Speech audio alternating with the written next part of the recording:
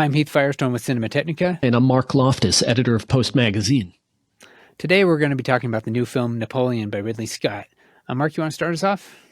Sure.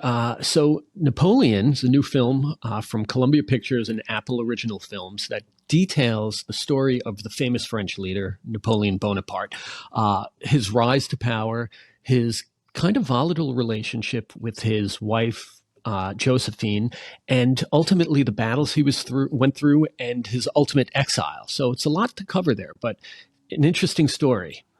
It is a lot to cover. The movie's like 2 hours and 36 minutes long, I think. And that's really probably not nearly enough time to tell this story completely because it covers so much. And Napoleon had a very large life and there are so many battles and everything else. So this is one of those films that, can be longer. In fact, I read somewhere that when they release it on streaming, they'll actually have add another hour worth of footage, which I don't think would be a bad thing in that sort of format. You know, kind of like we talked about before on some of our other podcasts where, it's hard to do anything longer than this length in a theater. I think this was fit that format pretty well, but I would like to see a longer version when it does come out on streaming, maybe a director's cut or whatever it is. Do we want to take a quick look at some of the footage from the film? Yeah. My dear Josephine, I've just won a great battle. But those in power will only see me as a sword. I suggest you take the throne as king. Shall we vote? This vermin has routed Europe.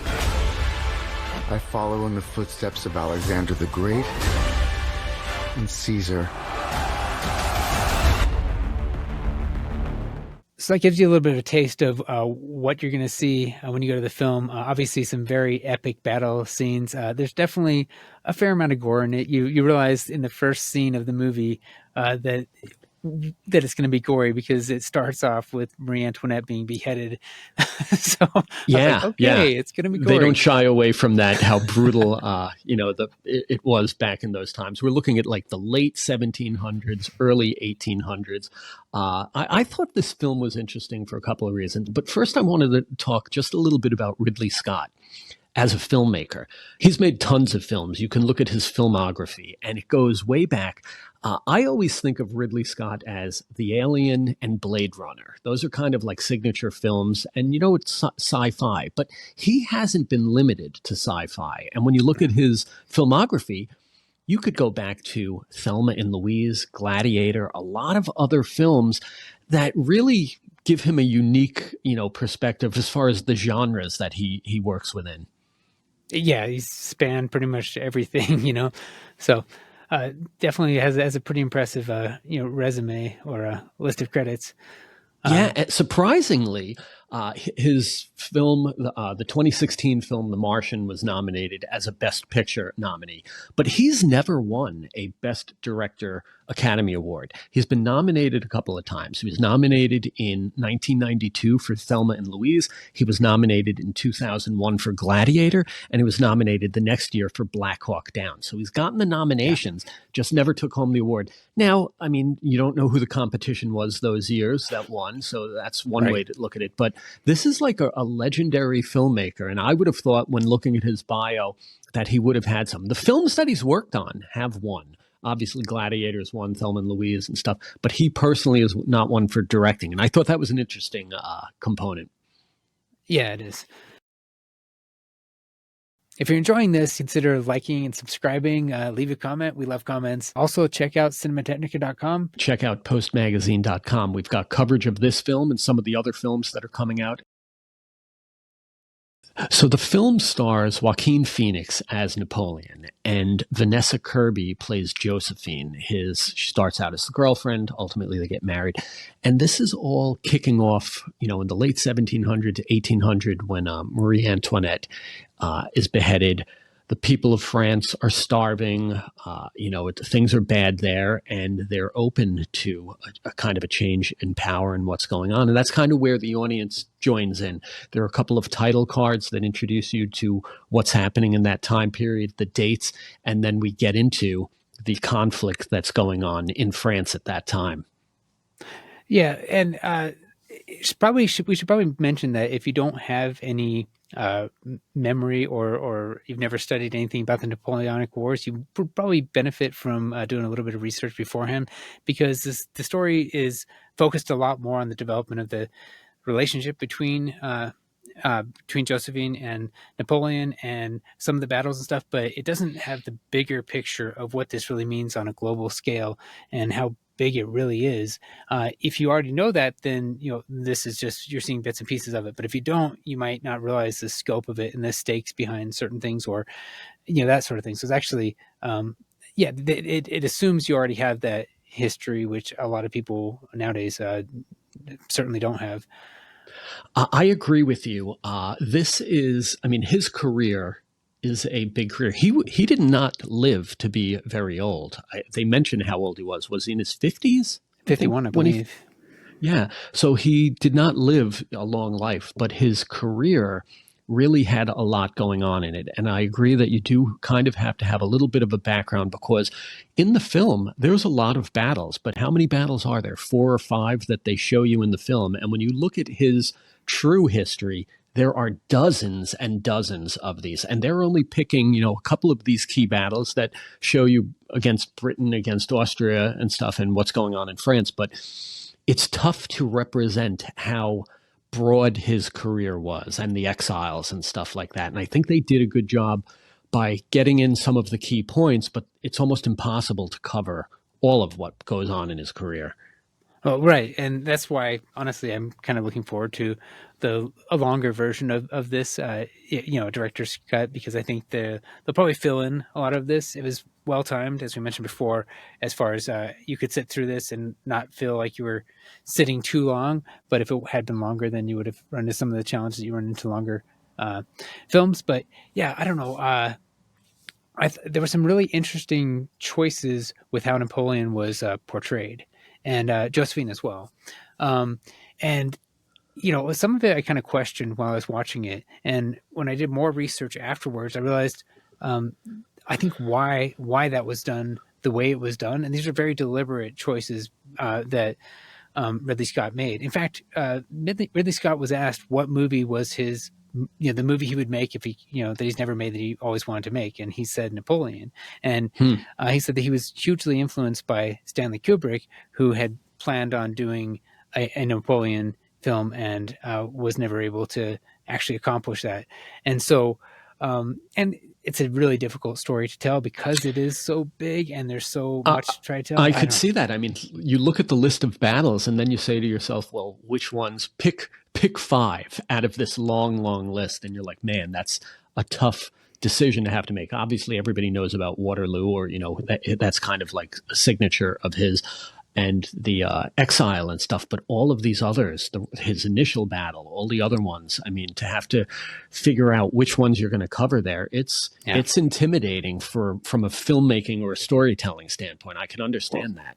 And when you're telling this, how do you do it without, too much exposition, because you don't want it to seem like a documentary, though it could have used a little bit of that documentary showing the expansion and how he was really taking over all of the, the Europe and beyond. And yeah, it was really impressive, but it doesn't really explain why. Like I say, it's relying on your knowledge of that already, which I think a lot of people don't have. But yeah, so let's talk about the casting. And I don't know, do you have some thoughts on that, Marc? Sure. Okay. So Joaquin Phoenix as Napoleon. I mean, I think he does well in everything that he's in. I think Walk the Line as Johnny Cash, he was great. Obviously, as Joker, he was great. He really brings stuff to the performance. He's not who I perceive as Napoleon. I have a vision in my head of what Napoleon looks like, and it's probably based on the portrait of his hand inside his vest, looking very regal. So, but I think it was okay. It didn't take me away from it. I think I was accepting of it. Vanessa Kirby, also an interesting choice there. I saw her recently in Mission Impossible: Dead Reckoning, and she plays this British, sinister villain that's trying to take over the world using like an AI device. And she was great in that role. She really hit that mark. And that's not who I would have perceived as as Josephine, I don't necessarily have a picture in my head of who Josephine is, but obviously she held his attention, captivated him to an extent that he was, risking his military career, his political career for her. You see in the film that he actually leaves his troops at one point to go back and find her because he thinks that she's cheating on him while he's away at battle. So it was an interesting choice. I mean, I'll leave it Yes. like that. And so, and I think, like I've alluded before, that Ridley Scott wanted to uh, focus on this being kind of a love story, a complicated love story, and he's focusing more on maybe who he believes the actual Napoleon was, less than the perception of who Napoleon was.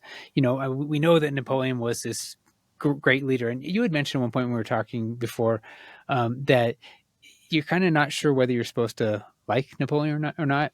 And I think that was deliberate because I think you're not really supposed to know if you like Napoleon or not. As a military leader, he was amazing.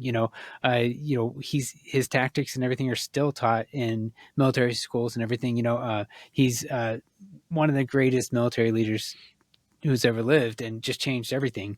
Um, at the same time, he had some quirks, and I don't know. So I wanted to delve into what was really Ridley Scott's impression of this and whatever else. And what I found out was actually that one of the things that was also kind of unique about Napoleon is that he had a PR machine that really portrayed him a certain way. And although I don't think in the film, I don't think we ever saw him with his hand in his his vest or whatever. Yeah.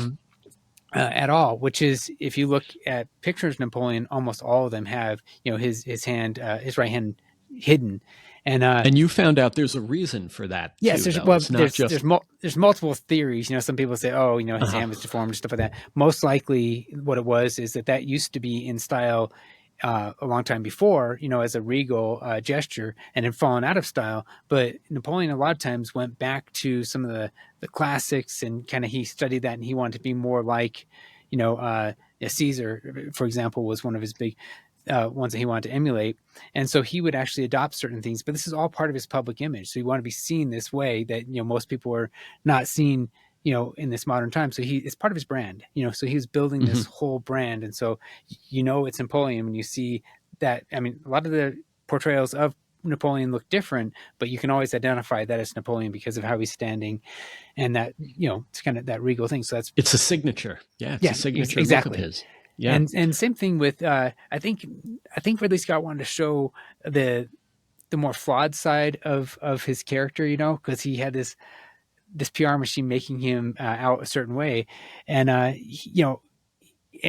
I've always heard him described as being very charismatic, and Josephine as well. And in this movie, I don't think either of them was particularly charismatic. And so it makes you wonder, so is Ridley peeling back the PR version of him and saying, here's who he really was?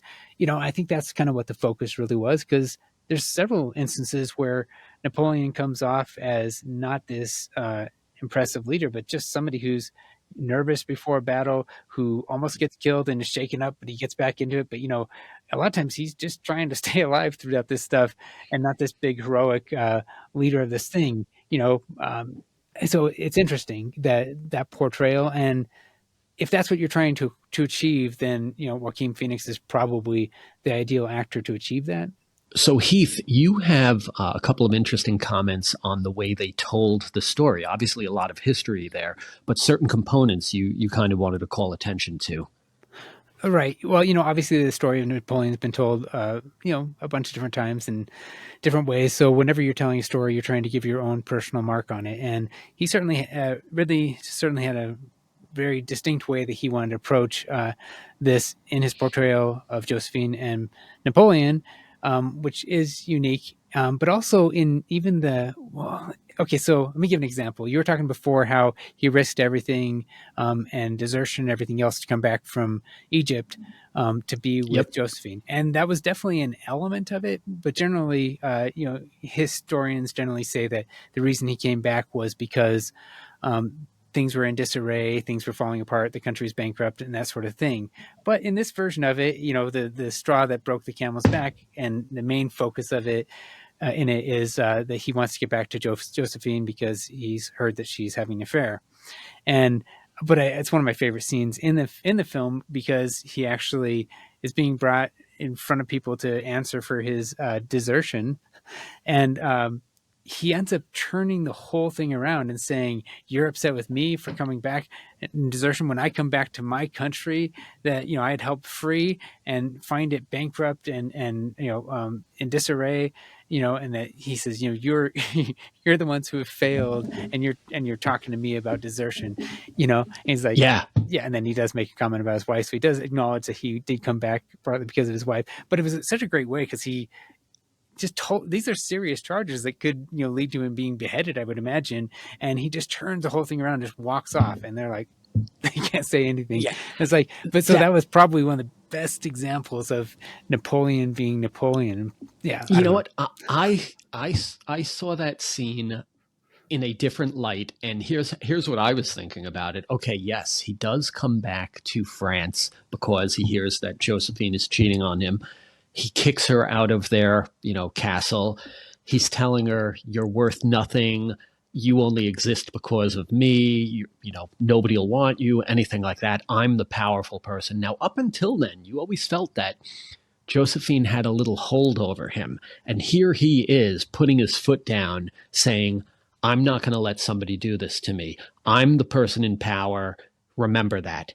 And the very next scene is Josephine telling him, "You're nothing without me. You can't, survive without me. You can't win without me." And all of a sudden you're like, how did it change like that? How did it go for he's in power, he's kicking her out, and the next thing you know, she's back in the castle and she's telling him, "You're nothing without me. You can't win." It was just so opposite of what you thought was happening with him. And then you find out he's still under her thumb, her power. Oh yeah. Well, and I think I think you were right in your assertion initially that she held the power in the relationship, but she went too far, and that's when he had to step in and remind her that she can't do that. But then, but she did kind of back off and say, okay, and supposedly she never had an affair after that.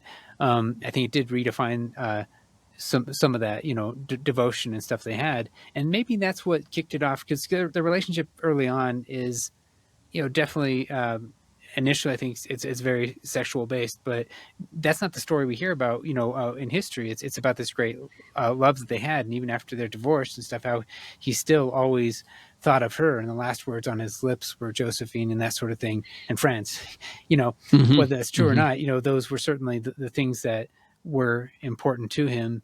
And so I think maybe that's when it transitioned to where it really was that connection between them as people, and not just that more primal aspect, because but I think she did, once she backed off of that, she wanted to remind him that in this relationship she is the one who's in charge, and I think she always was. I think that's actually accurate. Yeah.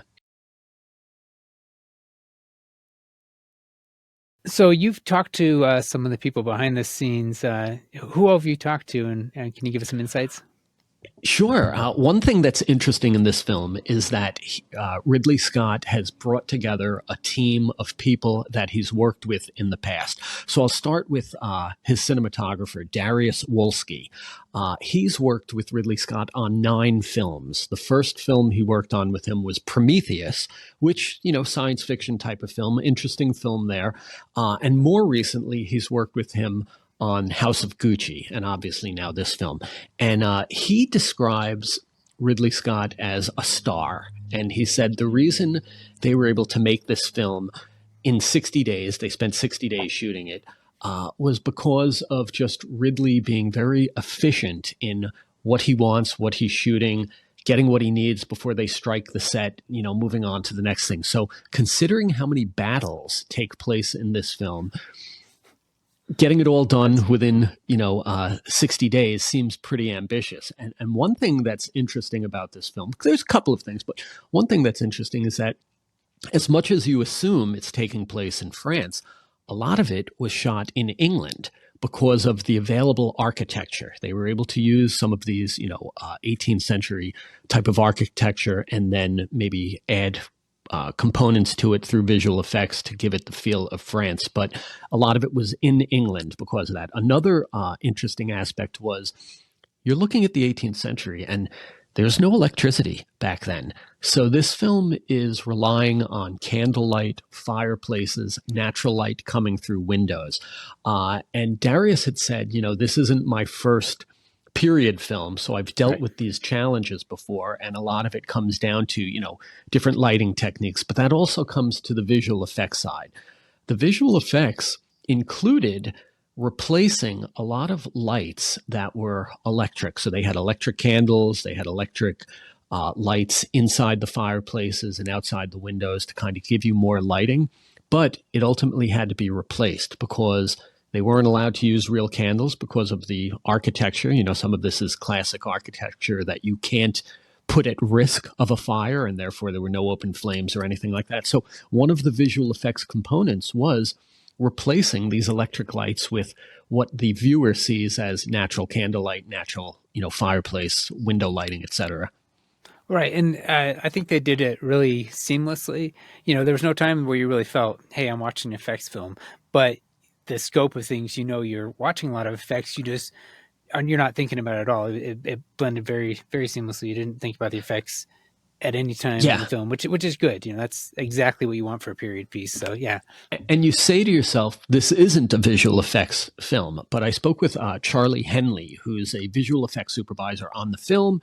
He's also the visual effects supervisor over at a studio, MPC. And you're right, this isn't a science fiction film. It's a period film. But there were still a little over 1,000 visual effects on it. Yeah, okay, so I mentioned, I mentioned the lighting, so that's one component of it. But the battle scenes, I'm sure, had to be a lot of visual effects. Obviously, the battle scenes are some of them. The early visual effect that we see is when Napoleon is about to, go off on his first battle. I think it's the taking of Toulouse, which is the port city. Right. And he's kind of nervous. He doesn't have a history of victories at this point. This is one of his earliest, fights. And right out of the gate, his horse gets struck with a cannonball. Oh, that was an impressive visual effect. It was very gory, but impressive. Yeah. So a little backstory on that is that they created a bust of the horse and they put in a practical explosion on it, and they put a rider on it, and the horse falls down, the rider comes off, there's an explosion and stuff. And all of that was then augmented with a CG version of the horse that is following the bust, to fall down and throw the rider. So that's how they achieved that. It was part practical, replaced with visual effects on top of the practical elements that were captured in camera. So right out of the gate, that was one of the more impressive visual effects. Obviously, there's a lot after that, and MPC covered the majority of them. But there were other studios involved. One of the studios was ILM, obviously a high-end visual effects studio. They covered some of the snow scenes, including the ice battle, and I think it was called Austerlitz was one of the battles that they worked on. Also, the journey to Moscow in a snowy environment. So that was one of the studios that worked on it. Blue Bolt did the siege of Toulon, which is that port city that we see where they kind of take over the port from the British and begin firing on the British boats that are out in the harbor. Now, one of those boats was a real boat. Other boats were just barges with lights on them, and the lights would go on and off to reflect explosions taking place. And then they were copied and replaced with a digital boat to do it. So that was another thing. And then MPC did the Waterloo battle, which had the most shots. I think he said it was close to 200 shots solely for that. At one point, I think they had 200 infantrymen, 200 cavalry for the actual shoot, but they ended up making it into 40,000 soldiers to give it that massive scope of the French taking on the British with, I think, the Austrians coming up down the road to, join them. So a lot of visual effects there, but not what you would think is a visual effects film, but they're all over it, all over that. So, Mark, what are your final thoughts on the film? I enjoyed the film. I never felt it was too long. I enjoyed learning more about it. There were a couple of things I questioned. I mean, the casting, obviously Joaquin Phoenix, does a great job. He's not necessarily who I perceive as being Napoleon. I think I joked with you offline that I always thought like Paul Simon from Simon and Garfunkel is kind of like who I perceive as what Napoleon looks like. He kind of like matches that portrait there. I was a little disappointed that we never saw him sitting for a portrait. I felt that that was like an iconic thing that may have resonated with the audience, from a familiarity standpoint. Uh, Vanessa Kirby, like I had said earlier, I saw her in the Mission Impossible film. I thought she was really well suited for that role. I don't know if I felt strongly those feelings for this one. When I think of somebody who holds that much power over somebody like a Napoleon, I always think of like a Cleopatra or a Helen of Troy type of thing. And I didn't feel that she was that type of a person, that she just had that power to her. That's an opinion there, and I thought maybe it could have been a different person in that role. One or two of the other things that I thought were interesting was the battles. There's obviously a lot going on in those battles. There's a lot of people. There's a lot of back and forth, and I sometimes had trouble following who was winning these battles, who had the upper hand, who was losing, who was on the verge. I mean, obviously the uniforms are very similar. You have red, you have blue, you have, Napoleon's wearing his uniform all the time. It's kind of a dark green. And sometimes you kind of lose sight as to, well, okay, who are the British, who are the Austrians, who are the French? Yeah, it's like you had stuff. to look to see which hats, but that got confusing because in some of the battles, the Austrians were on the same side as Napoleon. Some of the battles, they weren't, and so you couldn't. You had to. I don't know. It was the hats. I think was the biggest thing, but it was challenging at times to figure out who was who. And yeah, so I thought that was a little bit of a challenge. I wonder if seeing it a second time, I would have more clarity. It's like, oh, clearly this is, the British or the Austrians and stuff. I just felt there was so much going on in those battles that it was sometimes hard to figure out, are you winning, are you losing in a case like that? One thing that I took issue with, and it comes right at the beginning and it goes throughout the film, is the use of the titles. I like the fact that they used the titles. I wasn't crazy about how quickly they went and the type font that they went. They were using a handwritten type font, and it starts right off the bat. It's telling you, the year is such and such.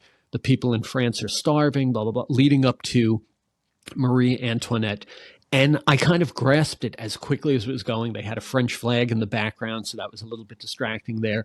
I wish they had used more of the screen. It's really just dead center in a smaller font. So, and then throughout the film, as each of these battles are taking place, I could figure out the year, but some of the names of the battles I couldn't necessarily pronounce or they weren't familiar. So I wish there was a little,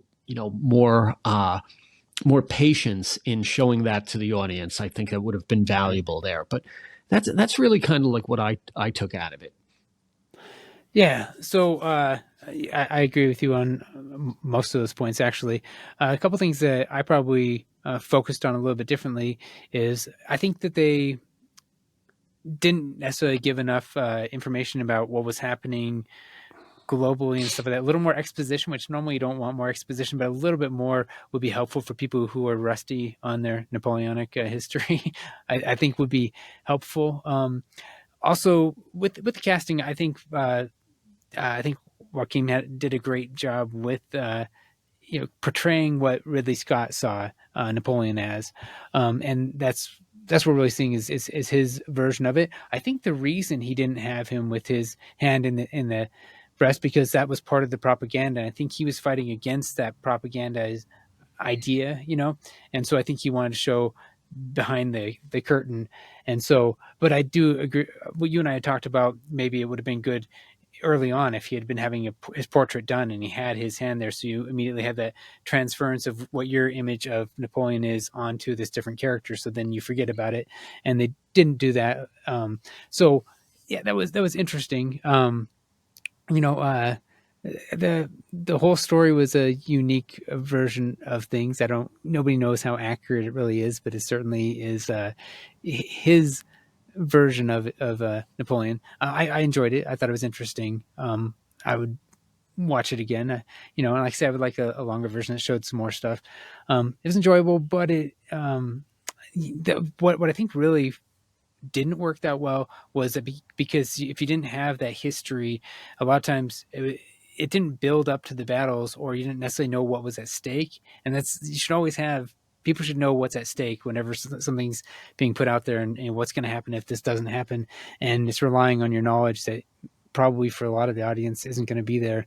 So that's probably one of the things that they missed with, so. Right. You are relying on the audience having a somewhat of a background on it. Obviously, you're introducing them at this is what's going on right now as Marie Antoinette is being led out and, to the public for this beheading, so that it kind of sets you up to, France is in dire straits right now, but you do have to have a little bit of a background on it, understanding who Marie Antoinette is and why is she being led out there, Yeah, I see that there's a lot you're going to miss out on if you aren't refreshed on your history. Yeah.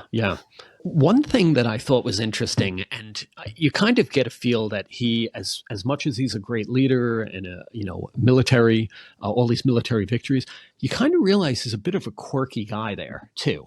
And one thing that I thought was unusual was that even in exile, he was wearing his uniform with all his pageantry and stuff on. And I said, would you still be wearing it in exile?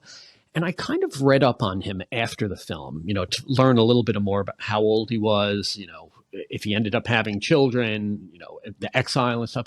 And he was that type of guy, is what you read, that he did wear his uniform and his hat all the time. So even though it seems odd, apparently that's based on a certain amount of truth. I think that by going into the film, knowing more about him would definitely work to the audience's advantage. What do you think about that? Yeah, that's exactly what I was going to focus on. The recommendation I would have for anybody going to see this film is to brush up, watch a couple of videos on YouTube, on Napoleon, because this movie does not spoon feed you. It's not going to tell you all the history. You're expected to kind of already understand a lot of this. It's more insight into the character or the actual person, Napoleon and Josephine, and some of the cool battles, but it's not telling you the bigger scope of things. So you're going to want to know that, because you'll be able to piece things together a little bit better if you're refreshed on it, So definitely, I agree with that. Well, Heath, thanks for having me be a part of your podcast. I enjoyed our conversation. Thanks for coming on, Marc. I always enjoy our conversations too. And check out some of our other videos. We've covered The Creator and The Killers of Flower Moon, and we've got other stuff coming up. So, like and subscribe.